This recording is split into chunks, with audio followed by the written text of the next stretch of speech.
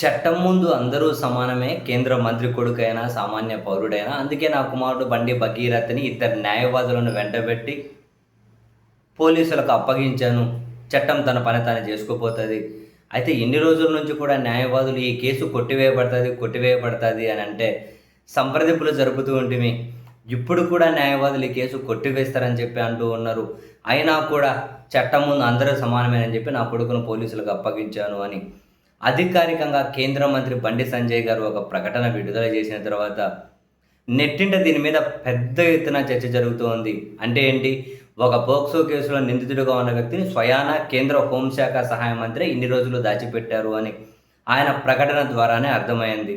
అంటే దాచిపెట్టడం కోసం తన కేంద్ర మంత్రి పదవిని తను ఖచ్చితంగా వాడుకున్నారు. ఇది అధికార దుర్వినియోగానికి పాల్పడినట్లు కాదా? సో మరి ఒకవేళ ఆయన కేంద్ర మంత్రిగానే కొనసాగితే ఈ పోక్సో కేసులో బాధితురాలకు ఎలా న్యాయం జరుగుతుంది? ఫస్ట్ ఆఫ్ ఆల్ ఈ కేసు ఫెయిర్గా ఎలా విచారణ జరుగుతుంది? ఈ కేసు ఫెయిర్గా విచారణ జరగాలంటే బండి సంజయ్ గారిని కేంద్ర మంత్రి పదవి నుండి తొలగించాలి అనే డిమాండ్లు చాలా పెద్ద ఎత్తున నెట్టింట వినిపిస్తూ ఉన్నాయి. వినిపించడమే కాదు, ఈ కేసులో బాధితురాలి తరపున వాదనలు వినిపించినటువంటి నాగేశ్వరరావు అనే న్యాయవాది నేరుగా ప్రధాని నరేంద్ర మోదీ గారికి, గౌరవ రాష్ట్రపతి ద్రౌపది ముర్ము మేడం గారికి లేఖ రాశారు. కేంద్ర మంత్రివర్గం నుండి బండి సంజయ్ గారిని తప్పించాలి అని అధికారికంగా అందిన లేఖ ఇది డెఫినెట్గా ఒక నేషనల్ డిస్కషన్. అండ్ ఇప్పుడు నిజంగానే బండి సంజయ్ గారికి ఈ సలహా ఇచ్చింది ఎవరో కానీ ఒకటైతే ఫ్యాక్ట్లేండి, తన ప్రమేయం లేకుండా తనకు తెలియకుండా వాళ్ళ కుమారుడు 9 రోజుల నుంచి పోలీసుల దగ్గర తప్పించుకొని తిరిగారు అను, అండ్ పోలీసుల సహకారం కూడా లేకుండా ఇది సాధ్యమైంది అని చెప్పి ఎవరు అనుకోరు. అండ్ ఫైనల్గా వాళ్ళే వచ్చి పోలీసుల మీద లొంగిపోయారన్న ప్రకటన కేంద్ర మంత్రి నుంచే వచ్చింది కాబట్టి ఇక్కడ పోలీసుల సహకారం కూడా లేదని ఎవరు అనుకోరు. అయినా కూడా ఇప్పుడు ఈయన ప్రకటన చేయడం ద్వారా అంటే ఏమని, ఇన్ని రోజుల నుంచి న్యాయవాదులతో సంప్రదింపులు జరుపుతూ ఉంటే వాళ్ళు కేసు కొట్టేస్తారని చెబుతూ వచ్చారు.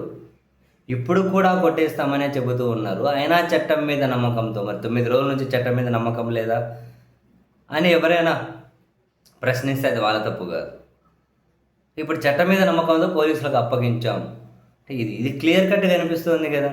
9 రోజుల నుంచి వాళ్ళ కొడుకును తానే దాచిపెట్టారు అని.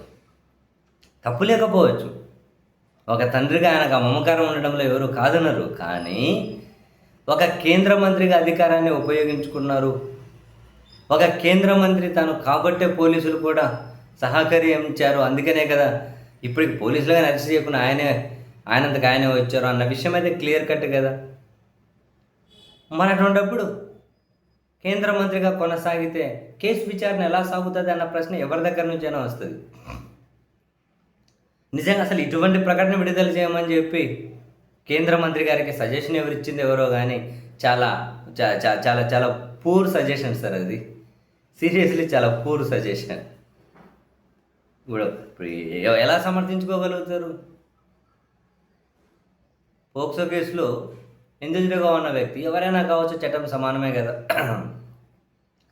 తనను వీళ్ళే ఇన్ని రోజులు దాచిపెట్టారని చెప్పి దాదాపు వీళ్ళే ప్రకటించినట్లుంది ఆ ప్రకటన చూస్తే. ఇలాంటి ప్రకటన ఎవరైనా విడుదల చేయిస్తారా? ఏమో మరి.